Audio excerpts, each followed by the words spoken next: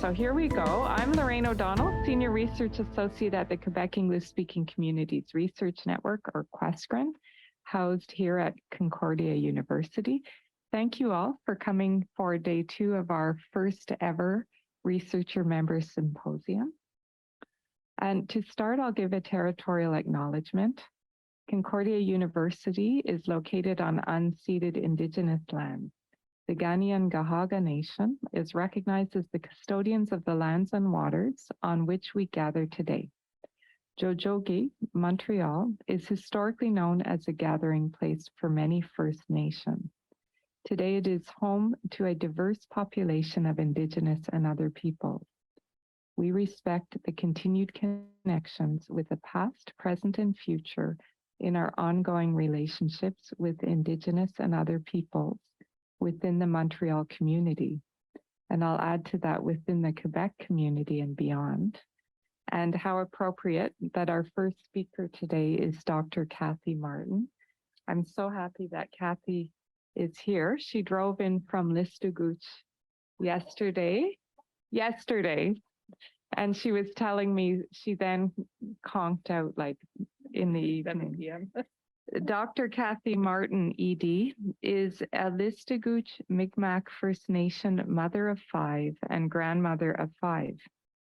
She has a doctorate degree in educational leadership and curriculum and instruction from the University of Phoenix.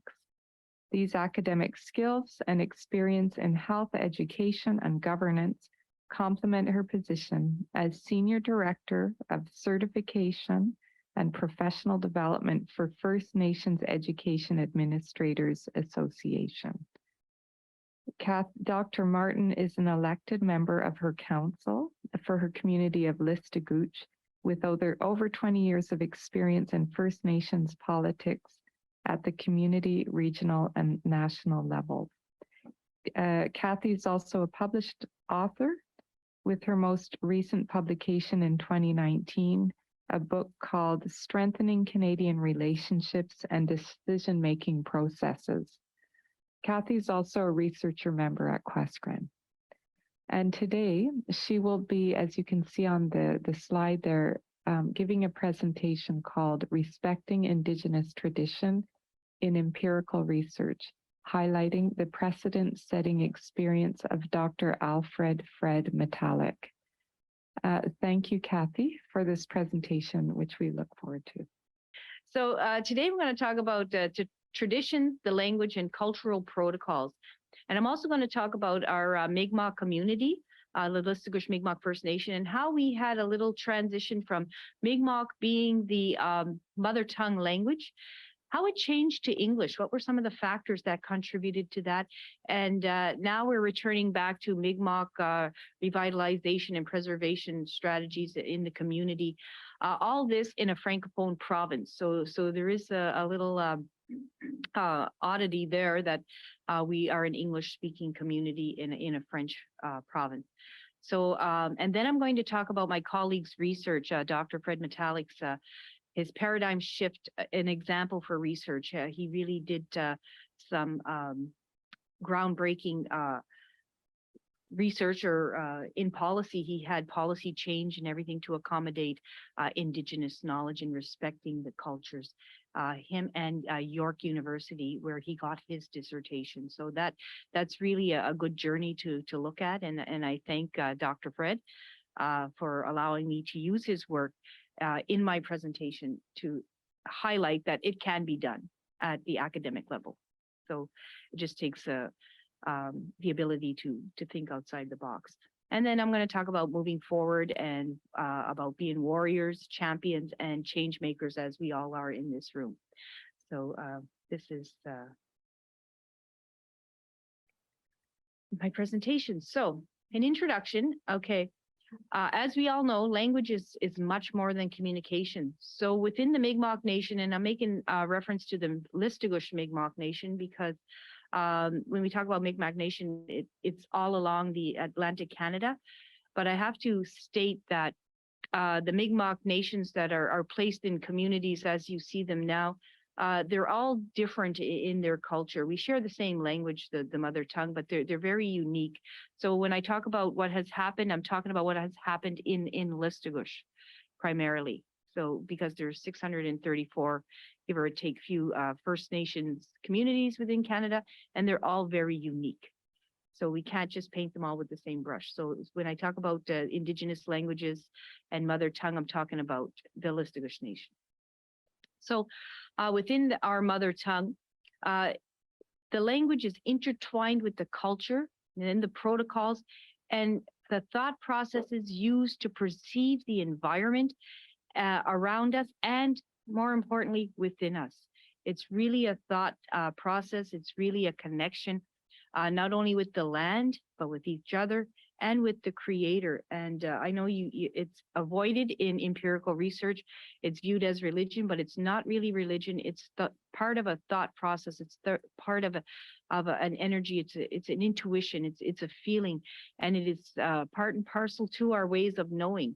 Sometimes you know just by feeling. You don't need to have the words. You just need to feel what is happening. And I'm pretty sure everyone in this room has encountered a situation where you feel what just went on. You don't even have to know. For example, if you walk into a room where a heated argument has just taken place, you know, you feel it. Nobody has told you. You don't have to ask. You can just judge by the energy in the room that this is not a time to be asking for a favor from anybody. So you can understand that this is part and parcel to our ways of knowing. We respect that emotional, spiritual connection. So, and it's embedded within the language and within our thought processes. So that being said, translation from Mi'kmaq to any other language often results in a significant loss of embedded meaning. So you lose so much. And I'm going to explain a little bit more about that. Okay. So language, tradition, language, and protocol. So ways of knowing comes with a responsibility of what you do with that knowledge. Okay. So this is important as well. And I'll explain. So our ways of knowing is more than words. Our ways of knowing, and particularly in the Mi'kmaq mother tongue, is all about relationships within ourselves primarily. It's all about teachings and learnings and knowledge and development and self-growth. And with each other, the relationships we have each other, and this is all embedded within the language and the structure of the language. It's all relationship based. You very seldom just talk about nouns or whatever. It's in relation to something, whether it's a thought, whether it's a person, whether it's the land, the environment, the air, the creator. It's based on relationships, and it affects the thought process. That being said, silence is very comfortable in our culture, very comfortable. A lot of other cultures feel the need to fill silence with endless chatter. If I'm sitting here in a room and even having lunch or whatever, and ask a question or make comments, and then it goes dead for a while, someone is going to say something because the silence is uncomfortable. I've been in situations where we go visit someone and you could sit for an hour or two and not say a word, and you're not watching TV, you're not listening to music. You're just enjoying somebody else's company, and you kind of know what's going on in that person's life. I know this sounds a little odd, but it happens, and it happens a lot in First Nation cultures, where you just go and hang out with a person and you're just there. Silence is very comfortable because you share an unspoken knowledge. You share an intuition. You kind of know when a person's sad, you know when they're happy, you intuitively know. So I'm going to talk about the protocols of language. And so within our language and language use, we listen to understand rather than to respond.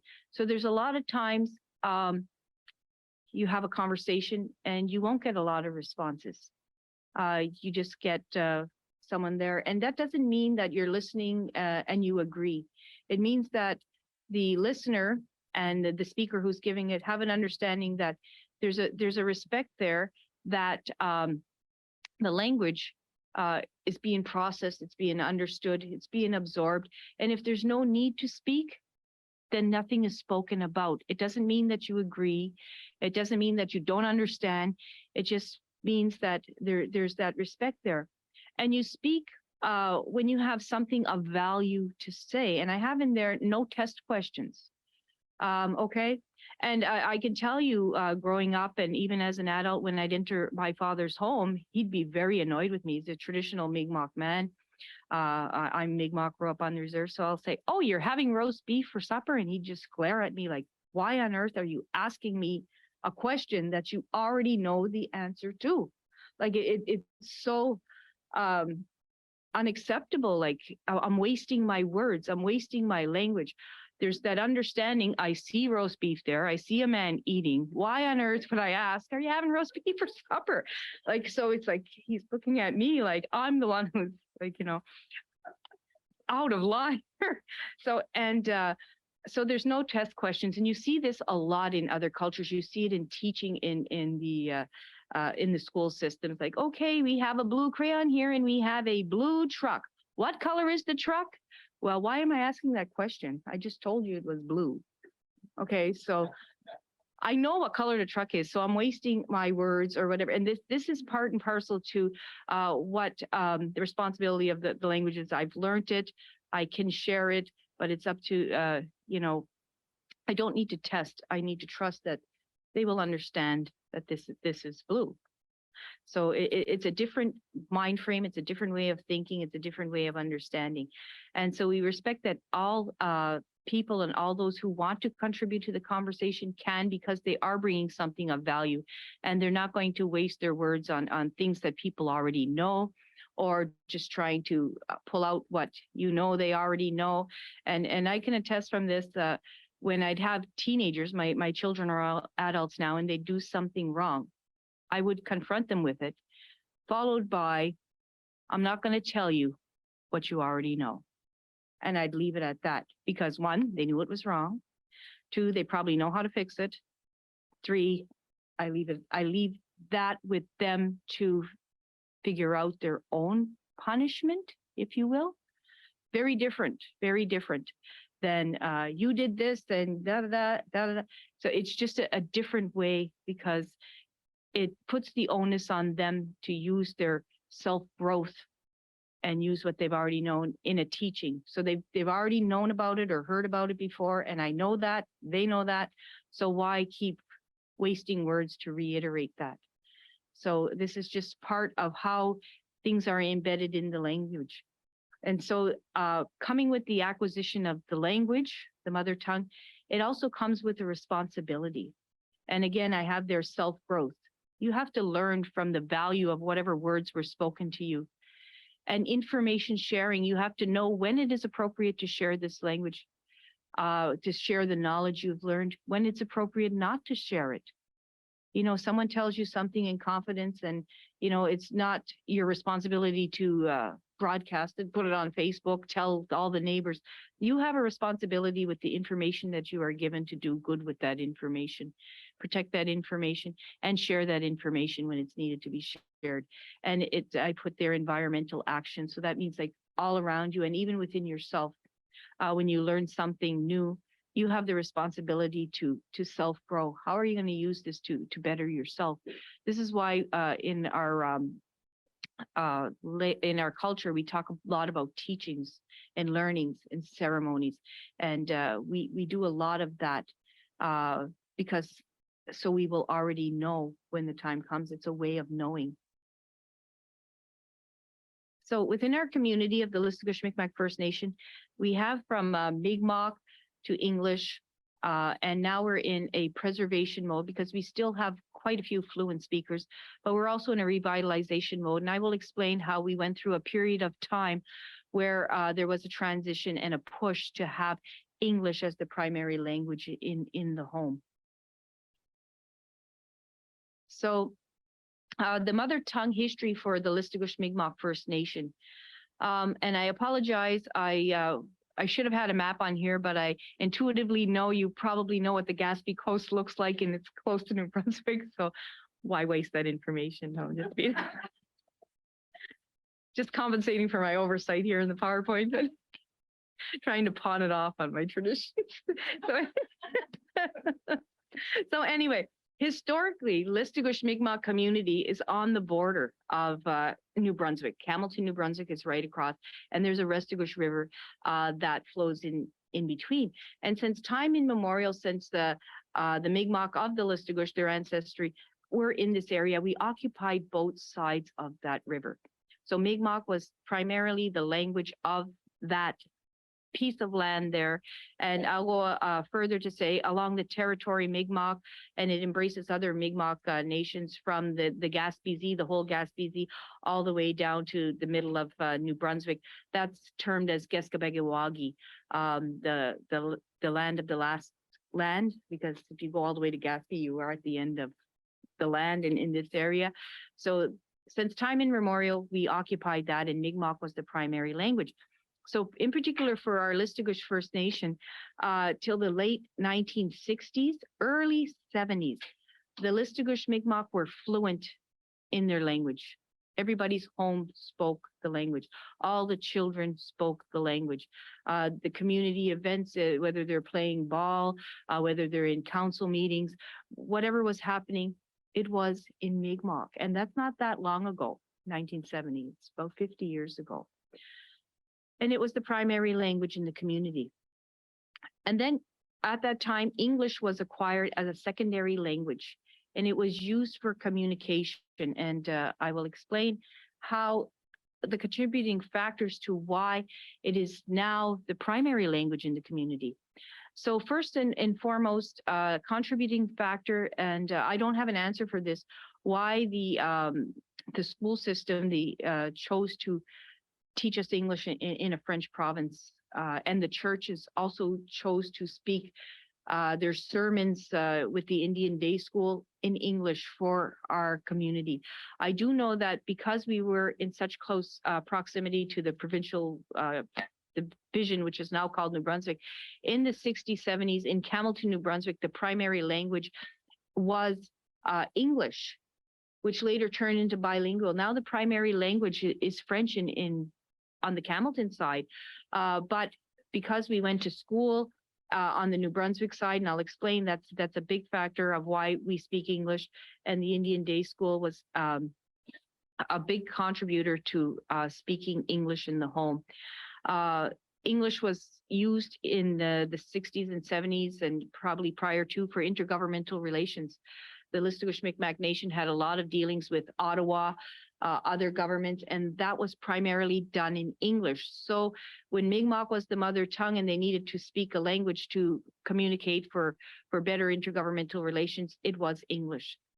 And also Hamilton was the urban center. It had medical services, it had shops, it had all these things. And again, for commerce, it was in English. So English became a necessity for the Mi'kmaq people to learn. So they had for access to medical care, the influence of the church, and also interracial marriages. So a lot of our Mi'kmaq people married non-Indigenous people who were primarily English. So English became the primary language. But I need to tell you, the next slide will highlight this, I guess. One of the primary factors, the key for transitioning to use of English in most homes was the parental and community desire to have children successful in education.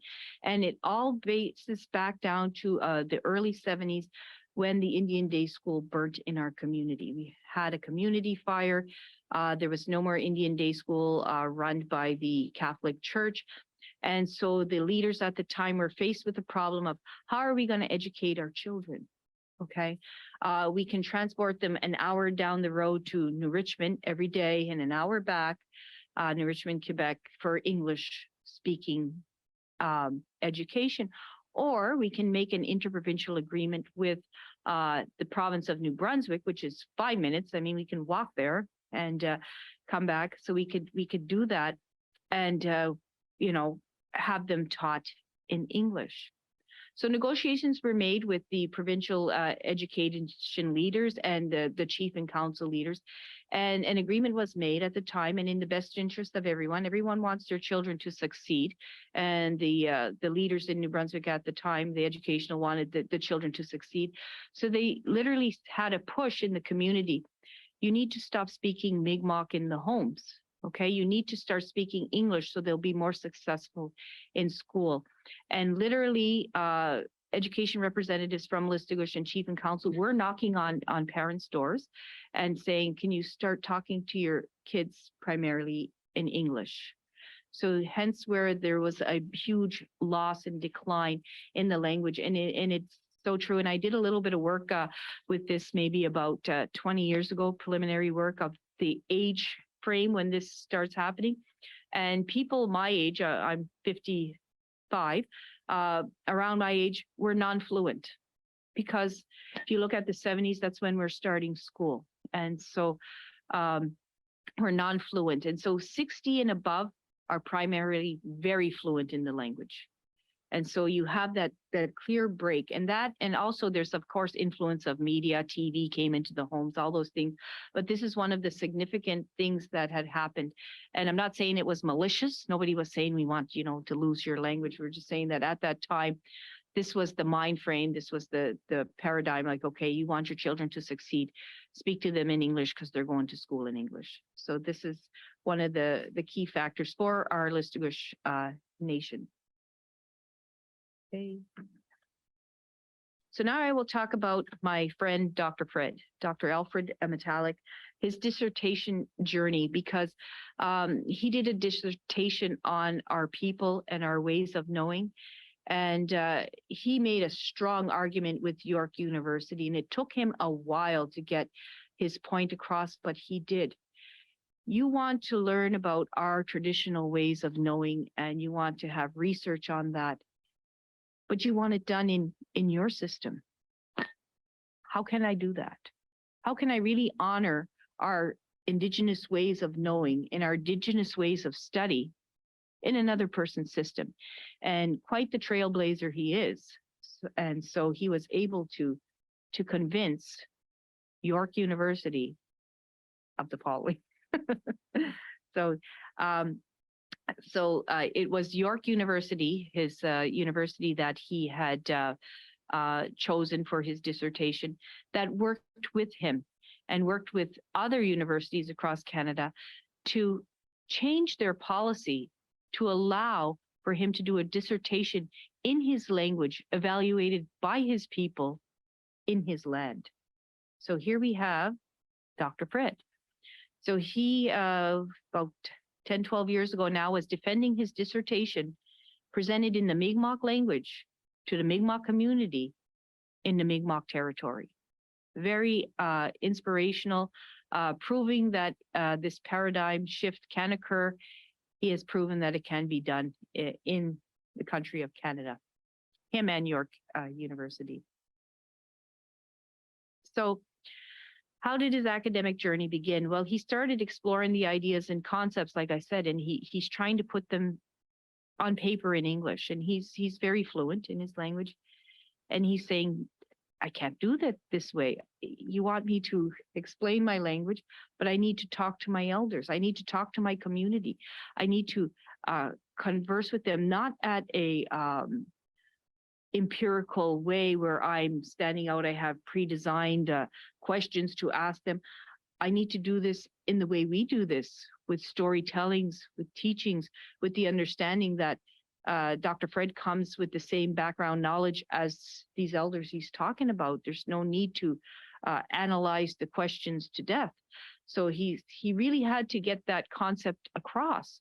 And so he had to do a lot of relationship building. And again, our language is based on relationships within ourselves, but with others. So he did a lot of relationship building with the colleagues, his academic colleagues, the faculties, and the Mi'kmaq elders and knowledge keepers. And he started establishing a dialogue, like, how can this possibly be done? Because there were a lot of questions, and how can the university justify giving a doctoral dissertation in a language they couldn't read or understand? So it was a lot of learning diplomacy. There was a lot of key activities involved, and I might need to put my glasses on, so he had to do coursework, teaching, comprehensive exams were all part of his academic journey. And he did what he needed to do in English, but the study and the dissertation was conducted in the language. So his dissertation proposal was reclaiming Mi'kmaq history. And again, how do you do that without respecting the elders? Because our history is not written. The history that's written about us is not always true. It's a different perspective. It's an observer's perspective, and it comes with the observer's background knowledge and their biases towards that. And so, but to get our Mi'kmaq history, you really need to understand the Mi'kmaq language, and you really need to understand all that's embedded within. And so his topics talked about critical issues and questions in the methodology. He wanted to use an Indigenous approach. And he was adamant that if I'm going to do this, I'm going to do an Indigenous approach. So of course, there's an ethic review that had to take place. So there was a tri-council policy, Mi'kmaq Ethics Watch, and York University Policy on Research. So they had to really work hard. And so as the committee, as supervisors, the York University allowed an academic elder, Elder Catherine Sorby, who's a Mi'kmaq traditional knowledge and language holder, very knowledgeable woman. She was part of his academic committee. And there is also other Mi'kmaq elders and knowledge holders within the community, along with his academic advisors that were part and parcel to his dissertation journey. So it was a lot of work to do this. So what had happened was the dialogue on language. So of course there was a debate at York University. How can we do this? We can't do this. Yes, no. And so they brought in academics across Canada to talk about graduate work and language requirements. So it was really a big thing to try to do this. And so their question was, what happens when work is submitted in an Indigenous language? What do we do with that? And the Mi'kmaq communities were also discussing this at the same time because Dr. Fred had brought it to light. He had the responsibility. I'm doing this. I have the responsibility to let my communities know what I'm doing and seek their support or seek their dissupport or denial of this and take measures as the responsibility for his research. So what had happened was the Québécois research guidelines started to be developed. The Mi'kmaq had their own unspoken guidelines of research, how we know what we know, how we pass on that language. So they started to look at that. And there was a declaration at this time in the Québécois that Mi'kmaq is the official language of our territory, and which it is. So he had gotten letters of support from leadership. So he had to do a lot more groundwork than the average dissertation candidate. I mean, he was doing, history making research. So questions were raised, of course, by the Faculty of Educational Studies. I think that's what E would stand for the Committee of Instruction. So his first question was, how can we in the Faculty of, it's either environmental or educational studies, supervise work that we can't read? That was a big one. How can we do that? And second question, how can we hold an oral examination in a language that we in the Faculty of Studies cannot speak or understand? Even if the supervisor or committee members speak or understand, what about the rest of us? So that was a real battle. And it required a lot of trust in the traditional knowledge holders of Listugush, the traditional language holders, the traditional holders that have also academic experience and ethics. I mean, they weren't going to let Dr. Fred just get up and say anything he wanted to say. And so the York University had to trust that these language speakers and language holders knew what they were talking about and would know if Dr. Fred was worthy of a doctoral dissertation. So really, Because Mi'kmaq is the official language of the Québécois since 2009, there's just some of the protocols there that the language has been spoken since time immemorial there. The language has always been under attack, whether intentionally or unintentionally, by colonial forces, just by like the church providing services in another language, and the schools. The language connects us to our ancestors, and through ceremonies and through our teachings, the language has always been there connecting us to the land. It is our narrative, our history, and it's also connects us to our children, or that was our responsibility, to connect to future generations within the language, because again, a lot is embedded in it. So language is the repository for laws and protocols. So it's embedded within. And so within the teachings and within the common understandings, we have our laws of the land and our protocols that we use for the land. So it was necessary to put these policies in place to facilitate language revitalization. And the leadership declared Mi'kmaq as the official language. So this is just part of his dissertation argument. So thank you, York University, and thank you, Dr. Fred, for all that hard trailblazing work, because at the end of it all, the theses or dissertation, it should be written in English, but maybe given approval to be written from a request from a student for their dissertation or theses in French or any Aboriginal First Peoples in North America language. Of course, subject to confirmation from the director of the graduate program concerned that the relevant supervision and sufficient support for the completion of such written work can be provided. So they have implemented in their policy, and the date is there, October 2009 at York University, that you can do a dissertation or a thesis in your language. Interesting, very interesting. They thought outside the box, they did a lot of work, and they respected the traditional knowledge, and they respected the elders' knowledge to knowledge keepers. So thank you, Dr. Fred, and thank you, York University. So here is the name of Dr. Fred's dissertation. I apologize, I'm not fluent. I revealed that earlier, but that is the name of his dissertation. And again, he interviewed elders and the knowledge holders. And again, this interview is a true exchange of sharing and giving knowledge and not wasting language on things you've already known. It was not the traditional empirical, here is the research question I'm going to ask. Do you give permission to answer this question? And do you give permission to share this? Because it's already understood that once you share language, you have a responsibility to share it or to protect it or to do what you need to do with it. So this is all embedded in his research. So he had discussions with elders, not primarily the research questions that you would typically have for empirical research. So he did all that. Okay. All right, so I said all that. So that's part of his work. And then he got the life stories from the elders and knowledge holders. So they spoke primarily in Mi'kmaq, and the elders articulated a distinct understanding and conceptualizations of the rights and responsibilities to their territories.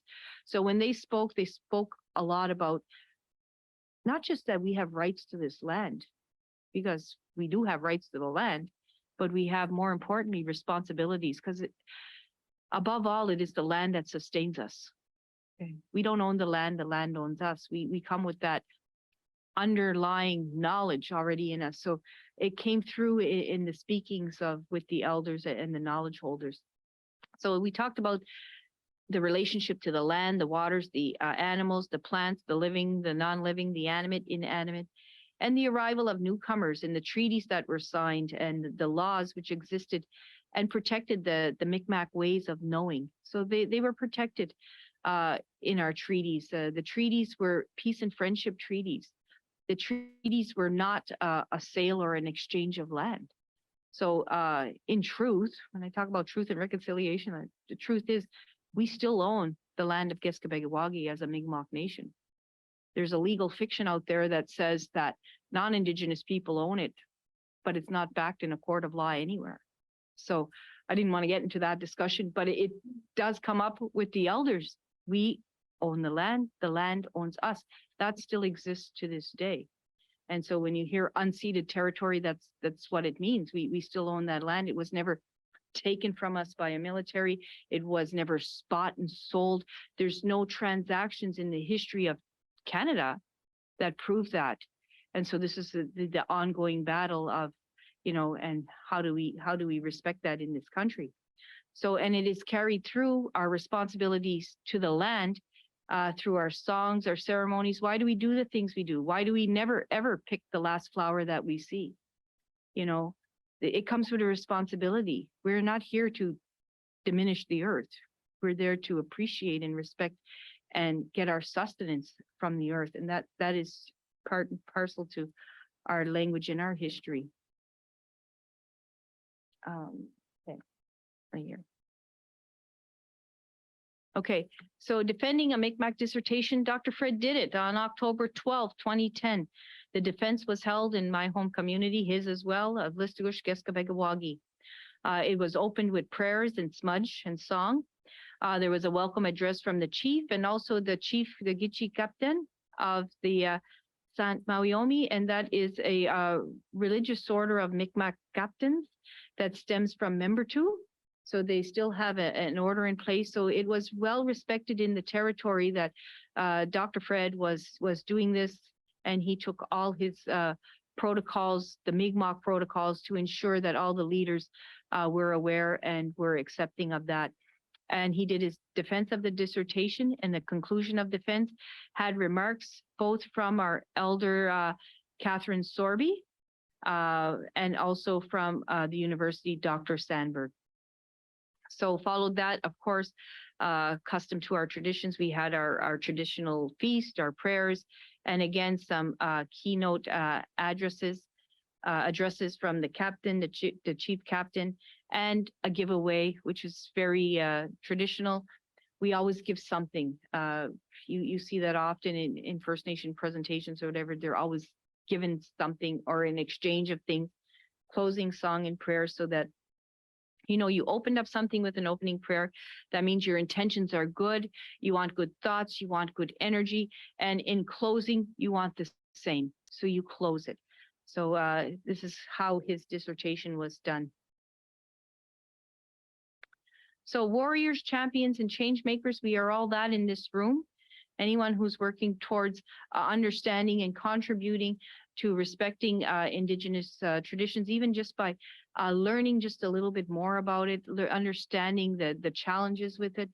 You are a change maker, you're a champion, you're a warrior, but I do have to tip my hat off to Dr. Fred, because he really was a trailblazer in getting this happening in the academic world. So right now we're in the preservation and revitalization of the Mi'kmaq language. So all those who are trying to preserve the language, and that's any Indigenous languages across Canada, they are champions, because it's a real struggle right now, because the situation that I explained in Listugush about losing the language is very similar to the 634 First Nation and other Indigenous communities across Canada. They switched to primarily English or French wherever their proximities were, and it's a struggle to regain the language, because what happens when you have a generation of grandparents that speak, but you have a generation of parents that don't speak, but now you want children to speak. It's difficult. So you have to bridge that gap somehow. So all those people, all those Indigenous language teachers, they certainly are the champions and the warriors of change. But I do acknowledge Dr. Fred for his trailblazing efforts and creating that paradigm shift in the academic society of, yes, it can be done. it can be done with a lot of work, and it was respectful, and York University for allowing that to happen in Canada. The Truth and Reconciliation calls to action also recognize that work needs to be done in this area of language revitalization. They are projecting the truth. Now, they are telling the truths of Aboriginal title, of language loss, of residential schools. You see all that coming out. It's not a pretty truth, but in order to reconcile, in order to move forward and to make change, you need to understand where the language loss came from, where the upheaval came from. So thank you to Canada for making steps and doing truth and reconciliation and having calls to action so we can move forward. I also like to acknowledge the Mi'kmaq elder, Albert Marshall Sr. He's also from Nova Scotia, and he has a theory. He talks about two-eyed seeing, and Dr. Fred used that two-eyed seeing, and what that two-eyed seeing was, and Dr. Fred really exercised that, is you look at the world with two eyes, one with the mainstream, and in this case, academic eye. He had to do it this way, in a way, but he also had to do it in his Mi'kmaq culture way. So two-eyed seeing, he approached it with that approach. Yes, I respect yours, your mainstream way. Can you please respect mine and what I see and what I perceive and what comes from our people? And that two-eyed seeing approach was used and it was respected. So also a big thank you to the champions, the heroes, the traditional knowledge and language keepers, because they are the ones keeping our language alive. They're the ones passionate. Those teachers are out there really trying hard to revitalize. And as a grandmother, I'm not fluent in the language, but I use as much of the language as I can with my grandchildren, just so they can pick it up. Because once it's gone, it's gone. We have to, while they're still fluent speakers on this earth, we have to revitalize that language. So it is a responsibility we have to share that gift of our native language. So those are our champions and trailblazers. So in summary, the Mi'kmaq language, thought, and culture are inseparable. Again, they're just inseparable. We can't translate things because it comes with an underlying knowledge of shared knowledge that doesn't always get translated in words that are translated. Much meaning and understanding is lost in the translation to another language. And I think that's true of any language. I think that is true. You lose a lot of the figurative language, the idioms. You can't just, if I were to say it's raining cats and dogs in another language, they would look at me like I'm not sane, but that's okay. So there was a paradigm shift in academia, allowing the use of Indigenous languages for education and research, and that paradigm shift began officially with York University allowing the first dissertation in Canada to be heard in an Indigenous language. And so champion change makers are emerging across the country, making positive changes with preservations and revitalization of Indigenous languages. So with that, I will say, Owelalin, my language. Thank you, merci. And I will open up the floor to any questions that I may or may not have the answer to. I have a question about when did the shift from towards revitalization happen? Like when you're saying in the early 70s, they were people, the elders were pushing for English. When did that change? Why did it change? Like what happened there? I'm not sure if anything recent would have happened or any one event would happen. I will share with you, there always was a government acknowledgement to try to preserve the language. Since the 70s, across Canada, there have been language Indigenous core, they're funding in core schools and band schools, I'll say, to have, say, Mi'kmaq language taught 40 minutes a day.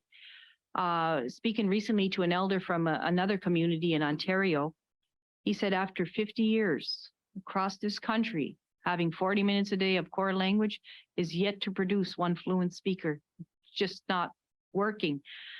So I think probably the new millennium, we've seen a big push for okay, let's speak language. We want language immersion schools started popping up. Yes, and like leaders like in Eskasoni, Nova Scotia, about 25 years ago, they opened a Mi'kmaq immersion school. Ganawagi, similarly, about 25, 30 years ago, opened immersion schools.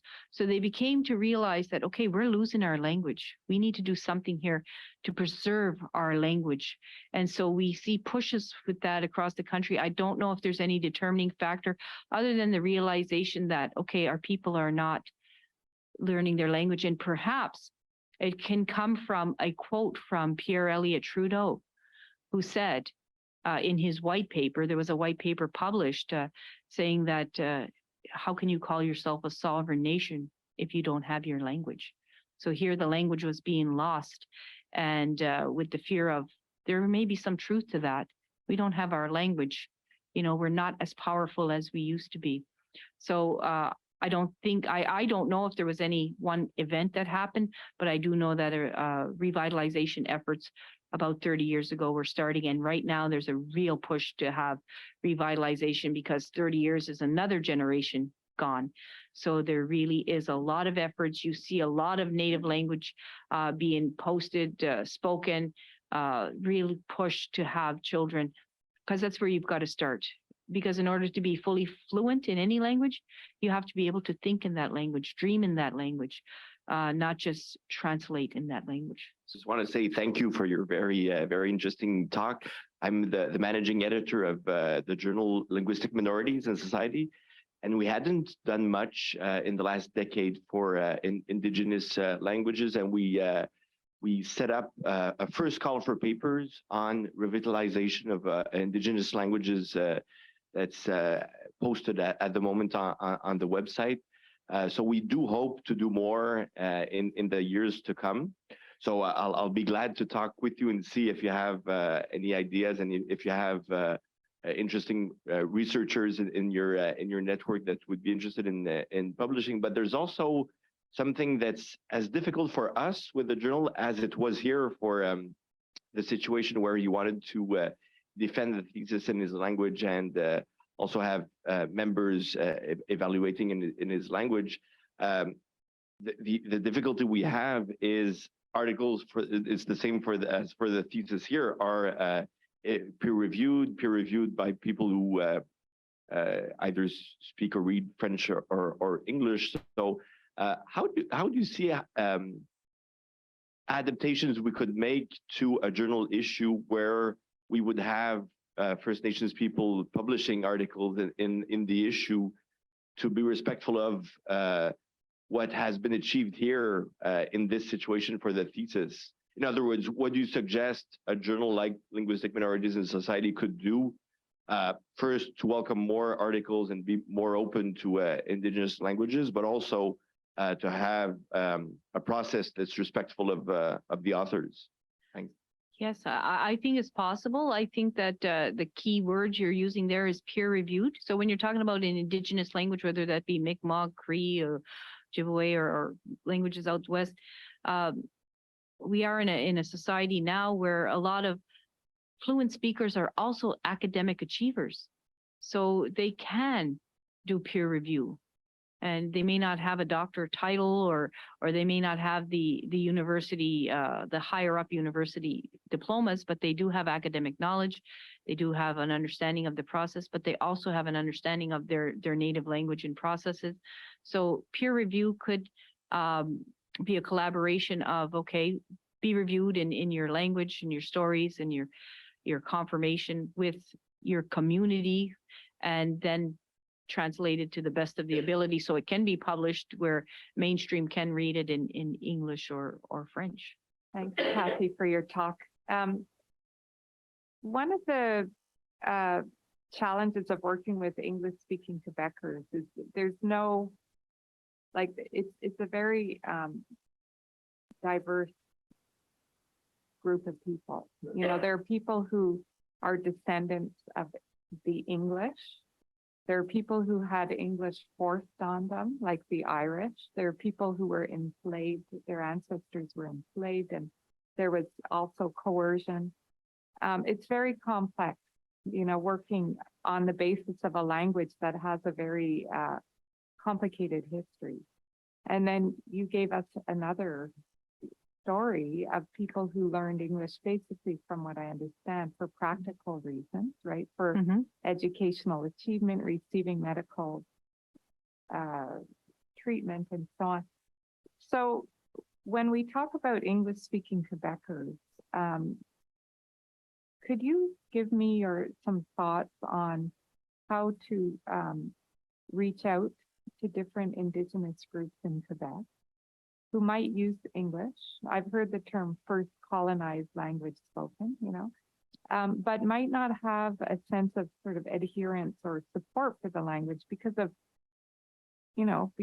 because as you were saying, there's a push to revitalize the original language, but strategically or for information sharing, there may be moments where it's useful to sit in the same room. And I think we have an example right now. So I wonder if you have some thoughts on like building links between communities, the question of, how to include and work with, include isn't the right word, how to work with Indigenous communities on the basis of the English language, given the fraught history of the English language. We have decades or centuries of working in the English language. So with that, it's going to come not a bizarre request, but a thought, and it has been discussed. They want us to work in the language or understand the language. Are you willing to learn and understand the Mi'kmaq language or the traditional language in your organization? And right away, your thought is, why would we do that? Right? So why would you expect an Indigenous community to do that if you're not willing to do the same? Again, it comes with this shared responsibility of the knowledge. And also, in order to revitalize a language, we need more than Mi'kmaq cultural people to speak it. It needs to be other people need to learn the language as well. The more people that know the language, the better its chances are of survival. So you see in the surrounding areas around First Nation communities, you now see businesses posting signs in the native languages. So there is that give and take, of learning the language and at least respecting the language enough to put thank you signs in the language on their way out or welcome signs on their way in. And some clerks or business, they have common phrases that they will tell you in the language when they know you're Indigenous. So in terms of coming to a table, there needs to be some kind of give back. I'm not saying that everyone should go out and learn a language and be fluent in that language if it has no meaning and use for you. It's just that there has to be some sort of give back. So just food for thought on that. And I don't have the answer. I just know that there needs to be some sort of reciprocal relationship there in terms of language. That was completely fascinating. Thank you. It was really interesting. I have a tiny little question. I understand there's also a Mi'kmaq community in Gaspé at Land's End, and is that? That is correct. There is a group of Mi'kmaq people there. They do not have what is called a reservation because they do not have a land base, but they do have a historical bloodline and they do have membership, their tribe, but they are very intermingled with the civilians of Gaspé because they have no land base given or designated by the Canadian government of this is a Gaspé reserve. But there are Mi'kmaq people that live there. So we have a Gaspé First Nation. And are they aligned with an English language or more of a French They're more language? of a French language. More of a French language up there. Gaspé, if you look at the Gaspésie on the Quebec side, Listigouche is primarily English in proximity to New Brunswick at the Yes, time. absolutely. So Gaspégiac, which is another Mi'kmaq community, is about an hour from Listigouche. They're special. They're trilingual. Most of them, they know their native language. They're more preserved with their native language because they were more isolated. Oh, But yet, because of relationships and whatever, they can speak English and French and Mi'kmaq. They're really a good group of people. Interesting, their dynamics. I don't know what their factors are, but they're still strong in their language for the most part. There's still revitalization efforts, and they speak French because of necessity, because you got to look at their location where they are. Sure, no, Yeah. I completely get that, with especially with your Yeah. proximity to New Brunswick, and it And- wasn't meant to be a skill test. No, it's fine. It's one of those test questions. But anyway, and then we get to Gaspé, which is primarily French now, and so the Gaspé Mi'kmaq First Nation there, they speak primarily French. They do have some English. They have very, very little Mi'kmaq. The Mi'kmaq has almost been totally lost. If they have maybe 2 or 3 speakers in their community, they're lucky. It's because they've been so intermarried, intermingled. They did not have that protective land base where your community, because a community is like a big family and everyone could speak the language. They didn't have that, so their language kind of dispersed. So they're trying revitalization as well. Thank you. This is a wonderful presentation, Cathy. I have 2 questions. One of them is, have there been many other Indigenous researchers who followed in Dr. Fred's footsteps and chosen to do a thesis on mother tongue? And are there other universities besides York? And then I'll wait for the second question. Okay, I think there are. I don't have any firm data in front of me, but I know Cape Breton University, they have a whole Indigenous portion of their university, and a lot of the languages there. And Mi'kmaq was adopted as well there as the official language. So I think so. I remember Dr. Fred mentioning a few other names since that point that have done their master's theses in the language. I don't have that data with me, but I believe that there are situations now occurring across Canada where they are changing their policy to accommodate. And the other question is there a translation of what I know you? Oh, yes, there's a translation of his work. Of his work? Dr. Fred, you could Google it online Okay. and you could read his dissertation in English. Yes. Thank you. It struck me when you were talking about two-sidedness and some of the other talents that are particular to Indigenous people, that they might want to consider being negotiators between English and French, in the sense of they seem to see 2 sides, and have had to see 2 sides. And it just, that occurred to me as well. And so that's my comment on that. And otherwise, I had read something, I don't know, just recently, a couple of months ago, but that there's probably more than 700 Indigenous languages in Canada. And I sort of wondered, how do you fund, how do you save? And well, they said that probably they could save 30 if they were lucky. They could probably eventually save 30 out of the over 700 languages. And I was wondering how you actually go about, do you get funding from the government to set up schools and doing that? This must be complicated because there are so many different parts to it, and locations and languages. Yeah, and that's a very good question, and a very a political question. And I do have a lot of politics in my background, so I'll answer that. And yes, it does cost a lot of money to fund the programs. It really does. But the way we look at it is the federal and provincial governments already invested a lot of time, energy, and money in trying to remove the language with the missed and murdered Indigenous women, all the controversies around that, the residential schools, all that. It's going to take just as much and even more money to revitalize it, and their calls to action. That's 1 step.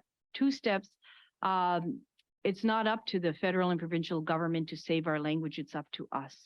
So there has to be a strong personal investment that costs your time and your energy and your passion to revitalize the language in your community. So yes, we do need government dollars. We do need our own source revenue dollars, because a lot of First Nations have own source revenues from the resources.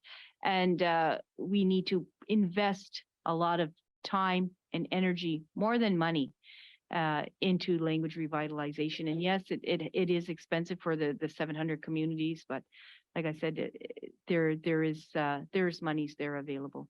So I want to thank Cathy for that very interesting and comprehensive talk. And also for Cathy and I have become friends. We've gone out for dinner at a sadly departed restaurant for being patient and for being present. So I wanted to thank you and thank everyone for being here on a Friday morning. And I really do thank you and appreciate it, because you all have knowledge now that you will do something with. You really will, you know.